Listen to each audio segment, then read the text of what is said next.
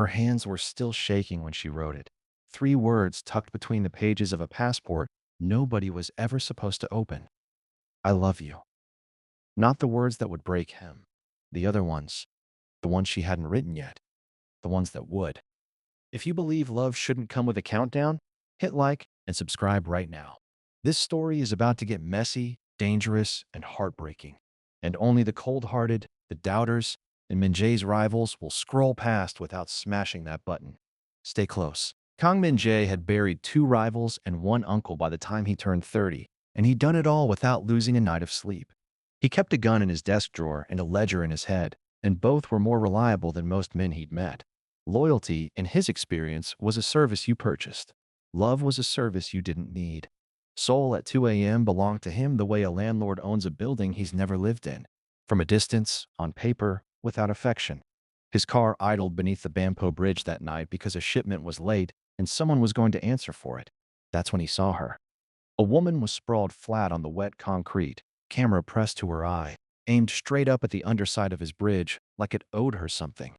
2 of his security men stood over her, unsure whether to arrest a trespasser or apologize to her the way you apologize to weather. Ma'am, you need to leave. This is private property. Everything in this city is somebody's private property, she said, without lowering the camera. I'm just borrowing the view. Min-jae had watched a lot of people negotiate for their lives. He had never watched anyone negotiate for a photograph with this much confidence. He got out of the car, a decision his driver would later describe to a very small and very frightened audience as unprecedented. You're trespassing, he said. She finally looked at him, unbothered, the way you'd look at a parking attendant. You're blocking my light. Somewhere behind him, one of his men actually laughed and then instantly regretted it. Her name was Amara Bennett. She was a photographer who chased sunsets across 4 continents for a living and had, apparently, run out of money and patience for men who thought a title meant anything. When his men finally explained, with visible discomfort, exactly whose bridge this was, whose city this was, whose reputation walked around wearing that suit, she just shrugged. Cool. Does it come with a discount at his restaurants? It did not. He gave her one anyway. That was how it started. Not with fear, which was the only currency Min-jae had ever reliably collected, but with the complete, infuriating absence of it. She didn't flinch at his name. She flinched instead when his driver tried to open her car door for her, like she found chivalry more suspicious than danger. Their first dinner was his idea and her terms. He'd carry her camera bag like a normal person, no bodyguards inside the restaurant, and absolutely no ordering for her like she was a decoration at his table. He agreed to all 3, and somewhere across town, 3 separate business rivals felt a disturbance in the balance of power they couldn't yet explain. Over their second bowl of noodles, cheap, plastic-stooled, nothing like the restaurants that bore his name. She laid out her rule with the flat authority of a woman who'd learned it the hard way. No promises. I've had enough men promise me forever and mean maybe. Any other version of Min-jae would have found that an acceptable exit. Instead, something in him, something he would have fired an employee for showing, refused to let the conversation end there. 1 year, he said, like it was a business proposal, because to him, everything worthwhile was. I'll love you completely for 1 year. No secrets, no lies, no walking away. Call it a contract. She laughed, the kind that startles pigeons and grown men both. And instead of walking away, she signed it with a kiss. Neither of them noticed, in that moment, that she was the only one of the 2 who already knew exactly how long a year could feel like a lifetime, and how a diagnosis folded into the back pages of a passport could turn forever into something crueler than a lie. She hadn't come to Seoul running from an enemy. She'd come running from a calendar, and it was catching up faster than either of them wanted to admit. He thought he had a whole year to convince her to stay. She was quietly grateful for 6 months to convince herself she wasn't wasting it. And somewhere in that gap between what he believed and what she knew, the whole story would eventually break wide open. But not yet. For now, there were cherry blossoms to chase, lanterns to float down a river that didn't care about deadlines, and a man who was about to learn that the most dangerous thing in Seoul wasn't him. It was falling in love with a woman who was quietly, deliberately running out of time. The morning after the noodles and the almost promise, Min-jae woke up to 17 missed calls and the uncomfortable realization that he'd slept 8 hours straight for the first time in a decade. His head of security, a broad-shouldered man named Tae Yang, who'd survived 3 assassination attempts and one extremely awkward Christmas party, was waiting in his office with the expression of a man delivering bad medical news. "You disappeared last night. I had dinner. You had dinner for 4 hours with a stranger, unarmed. She had a camera. I felt reasonably safe."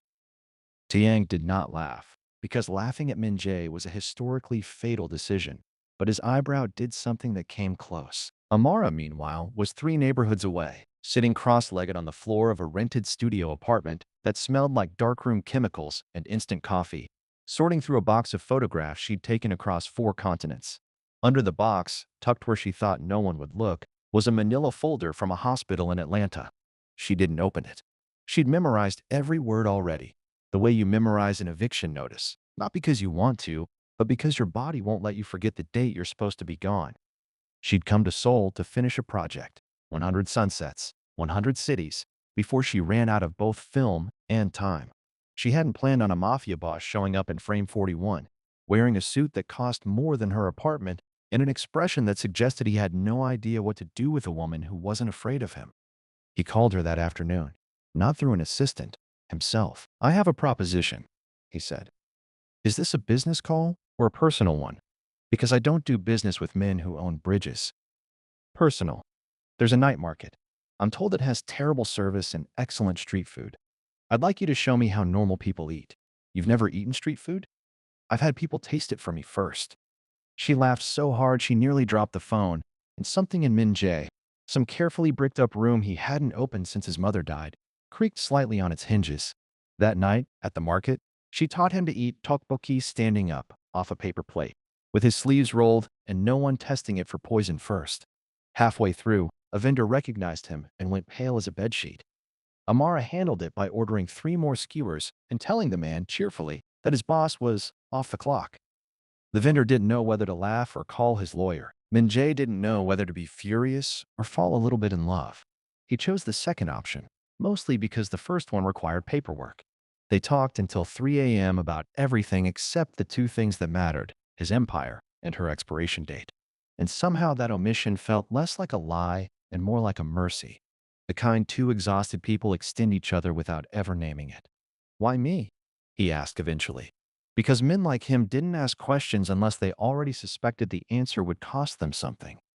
"Because you got out of the car," she said. "Most men send someone else to deal with the inconvenient woman under the bridge. You came yourself." He didn't tell her that getting out of that car had been the first spontaneous decision he'd made in 11 years. He didn't need to. She already knew. The way she seemed to know things about him faster than his own security detail did. By the time he dropped her home, careful not to let his driver see how long he lingered at her door, Min-jae had made a decision that would have gotten any other man in his organization removed from the family photo. He decided he wanted more than a night, more than a dinner. He wanted the whole unreasonable, undocumented, unprofitable experience of her, for as long as she'd let him have it.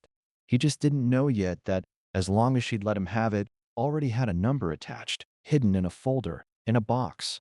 Under a stack of sunsets, she was quietly running out of time to finish. She smiled at him through the car window as he pulled away, and for one unguarded second, her eyes carried something heavier than affection, something that looked, if you knew to look for it, exactly like goodbye rehearsed in advance.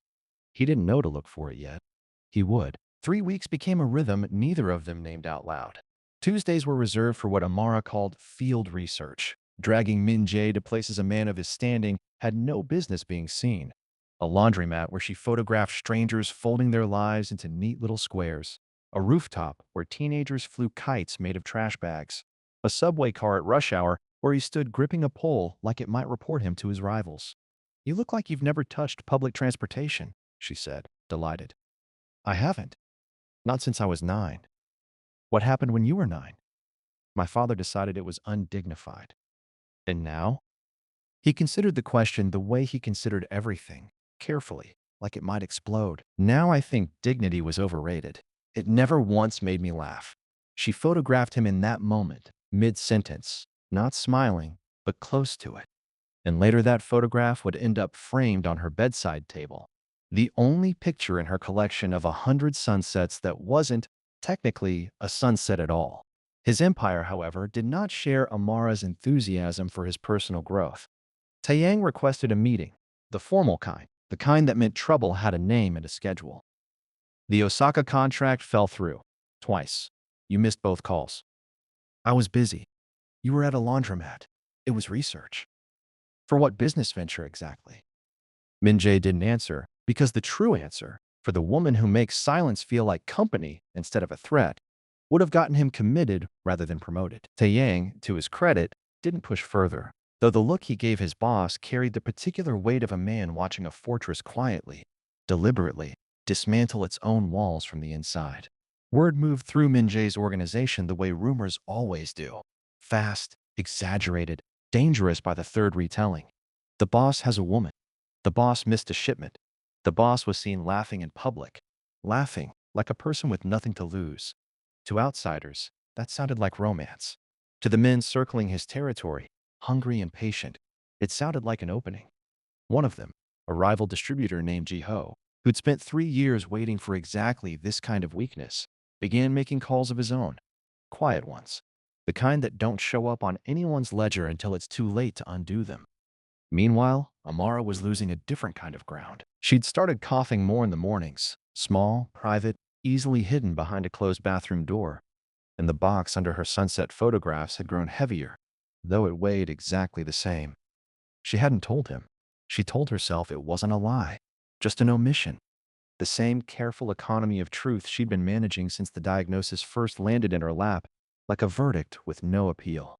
You've been quiet today, Min-jae said one evening, watching her across a small table at what had, without either of them officially declaring it, become their restaurant. Just tired. Been shooting since sunrise. You could rest. I could, she agreed, and didn't, because resting felt, to Amara, like surrendering days she couldn't get back.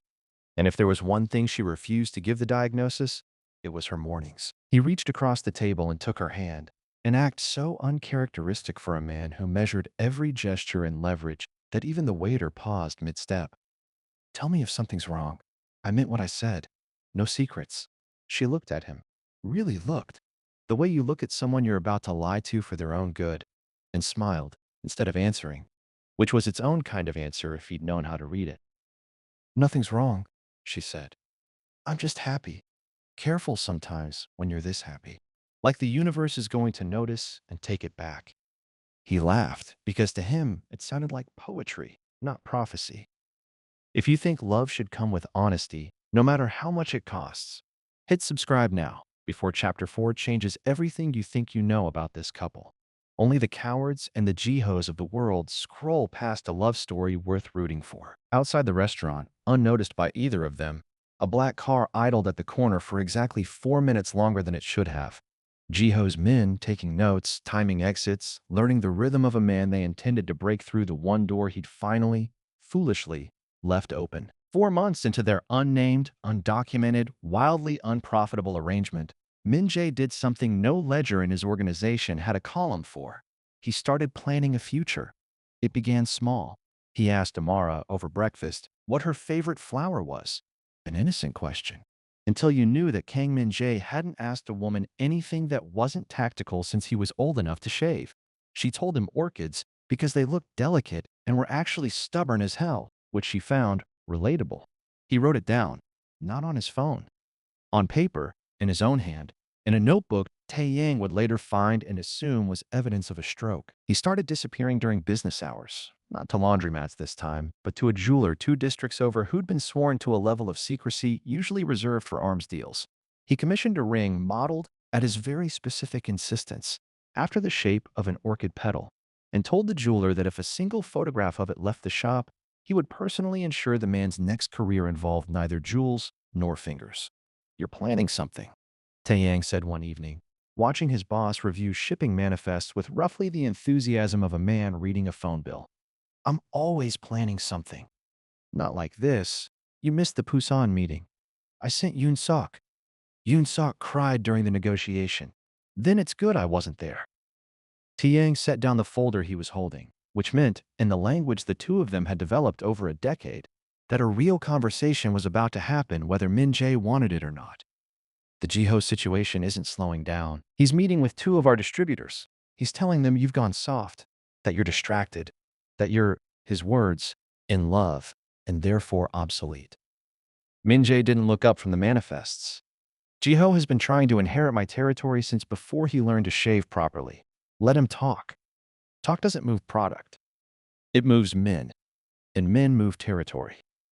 For the first time in this conversation, Min-jae actually looked up, and something in his expression made even Tae-yang, a man who'd taken a bullet meant for his boss and considered it a Tuesday, take half a step back.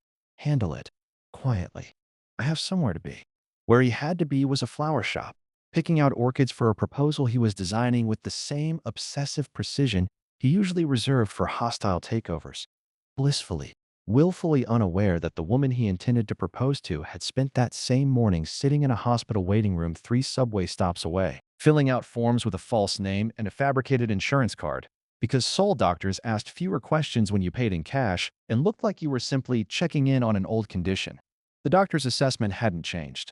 If anything, it had sharpened, the way bad news does the longer you carry it. Amara sat in her car afterward for 11 minutes without starting the engine, staring at nothing, doing the quiet arithmetic she'd done 100 times before. How many sunsets were left? How many mornings? How much time before the man currently designing what she suspected, correctly, was a proposal would have to design something else instead? A funeral, a goodbye, a life that continued without her narrating it. She didn't cry. She'd used up her allotment of tears months before Min-jae ever existed. Instead, she drove to the bridge where they'd met, the one that technically belonged to him, and photographed the underside of it one more time, adding it to a collection of 100 sunsets that was, she realized with a small, sad laugh, missing the one thing she'd never planned to photograph: the man standing in frame 41, holding her camera bag like a normal person, entirely unaware he was falling in love with a deadline. That night, over dinner at their restaurant, Min-jae almost told her about the ring. He got as far as reaching into his jacket pocket before something in her expression, a tiredness he mistook for a long day, not a long diagnosis, made him pause. "Everything okay?" he asked instead. "Everything's perfect," she said, and meant it, in the specific and devastating way that only someone counting down can mean a sentence like that. He put the ring away, deciding to wait for a better moment. He had no idea he was running out of them. 5 months in, Amara started keeping a list. Not a bucket list. She hated that phrase. Said it sounded like something you checked off before dying instead of something you lived through while you still could. She called it simply the rest of it. Sunrises she hadn't photographed, a letter she needed to write to a sister back in Atlanta who still thought she was just traveling a lot. And tucked at the very bottom, in handwriting that got progressively less steady the further down the page you read, "Tell him." Before he finds out some other way. She never got to the bottom of that list on purpose. Min-jae found it by accident, the way most catastrophic discoveries happen, not through investigation, but through an ordinary Tuesday. He'd stopped by her apartment to return a book she'd lent him, one about a photographer chasing light across a dying planet, painfully on the nose in retrospect. And while setting it on her shelf, a folded page slipped out from between its pages and landed at his feet like a subpoena. He wasn't a man who read other people's letters. Contracts, ledgers, threats disguised as pleasantries, those he read constantly. Personal letters he considered beneath him, a habit for men who needed to snoop because they lacked the confidence to simply ask. But this one had his name on it, not Min-jae. Kang Min-jae, formally, like she'd written it the way you write something meant to survive you. He read it standing exactly where he'd found it, coat still on, keys still in hand. By the time you find this, I hope it's because I finally told you myself, and not because I was a coward who let a piece of paper do it for me. If you're reading this and I haven't said it out loud yet, I'm sorry. I wasn't trying to lie to you. I was trying to live one whole year without being the woman everyone pities. You gave me that. You have no idea what that gift cost or what it meant. I don't have long. The doctors gave me 6 months back when we met, which means by the time you're holding this, however it happened, the countdown was always shorter than the promise you made me. I need you to know it was never about doubting you. I've never doubted you for one single day. I doubted time. Times never kept a promise to anyone. He read it twice before his hands stopped shaking, which was longer than he'd ever needed for anything in his life, including the night he found out his father was dead. Tiang would later say that the only time in a decade he'd seen his boss look genuinely, helplessly lost was the afternoon Min-jae showed up at the office unannounced, sat down without a word, and stared at the wall for 40 minutes like it owed him an explanation the wall didn't have. When Amara came home that evening, camera bag over one shoulder, humming something she'd heard a street musician play near the market, she found him sitting on her couch with the letter still in his hand, and she knew immediately, the way you know a storm has already made landfall before you felt the first drop of rain. "You weren't supposed to read that," she said, quiet, not accusing, just tired. The way you get tired of carrying something heavy for exactly as long as it takes for someone else to finally see the weight of it. "You weren't supposed to carry this alone. I didn't want you looking at me like—" She gestured vaguely at his face, which had arranged itself, despite his best efforts, into something between devastation and fury. "Like that. Like I'm already gone." "You're not gone." His voice cracked on the second word, an unfamiliar sound coming out of a man whose voice had, for 32 years, been an instrument of control. "You're right here. You've been right here the entire time, and I was too busy planning a proposal to notice you were planning a goodbye." She sat down across from him, not touching him yet, giving him room to be furious if he needed it. He didn't take the room. "I'm not angry," he said, finally, and it surprised them both, because rage was the only emotion Kang Min-jae had ever fully trusted. "I thought I would be. I've spent 10 years punishing people for smaller lies than this." He looked at her, and something in his expression cracked open completely, the last wall in a very old fortress finally giving way. "But you never lied about loving me. You just didn't tell me how little time we had to prove it. Does it change anything?" she asked, and the question carried more fear in it than she'd shown in 5 months of doctors and diagnoses combined. "It changes everything," he said, "starting with how I intend to spend every day I have left with you." The morning after the letter, Min-jae did something that would be whispered about in his organization for years afterward, in the hushed, reverent tones usually reserved for wars won or empires nearly lost. He called an all-hands meeting and, in under 6 minutes, restructured a business built over 2 decades. "Effective immediately," he said, standing at the head of a table full of men who'd built their fortunes on his unpredictability but had never seen it turned inward like this. "Taeyang has full operational authority. Any decision requiring my personal signature can wait. Anything that can't wait doesn't need me. It needs someone smarter than me. And apparently I've been paying several of you to be that person for years without giving you the chance." Silence, the kind that has weight and texture, settled over the room. "Sir," one of his lieutenants ventured, "with Jiho's people circling, Jiho can circle. I'm done being available for a war he wants, and I don't." Min-jae stood, buttoning his jacket, already halfway to the door. "I've spent 10 years available for everything except the one thing that mattered. That ends today." He left them there, a room full of powerful men rearranging their understanding of power itself, and went to go pick up Amara for a day that had no meetings on it. No ledgers, no contracts, just the specific, radical luxury of two people with a countdown, refusing to spend it on anything less than each other.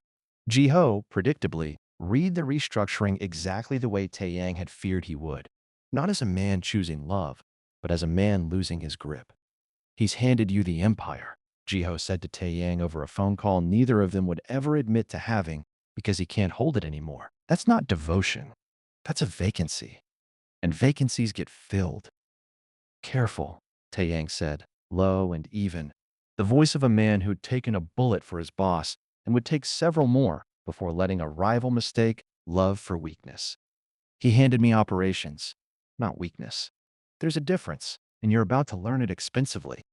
Jiho hung up unconvinced, already making calls to distributors who'd grown nervous, already moving pieces on a board he assumed was undefended. He had no idea that a man in love is not a man with nothing to lose. He's a man with everything to lose, which makes him considerably more dangerous, not less. A lesson Jiho would learn in full and painfully before this story was finished. Meanwhile, Min-jae and Amara spent that first liberated day exactly the way she'd wanted. back when she still thought she had a full year and not a rapidly shrinking handful of months, doing nothing extraordinary at all. They bought street food and ate it standing up. They rode the subway with no destination, getting off at a random stop just to see what was there. They sat on a bench and watched strangers walk their dogs, and Min-jae, a man who'd once measured an afternoon's worth of value in shipping tonnage, realized this was the richest he'd ever felt in his life. "You canceled everything," she said, watching him toss a photograph of the two of them into the small wooden time capsule they'd started filling weeks ago, back when it had felt more like a whimsical project than an urgent one. "I canceled the wrong things for 4 months. I'm correcting course. Your empire won't run itself. It ran fine before I existed. It'll run fine while I'm choosing you over it." He took her hand, orchid rings still sitting untouched in a box in his apartment. The timing for that particular conversation now more complicated and more urgent than he'd ever planned for. "I'm not walking away from you to protect you from sadness anymore. You were right.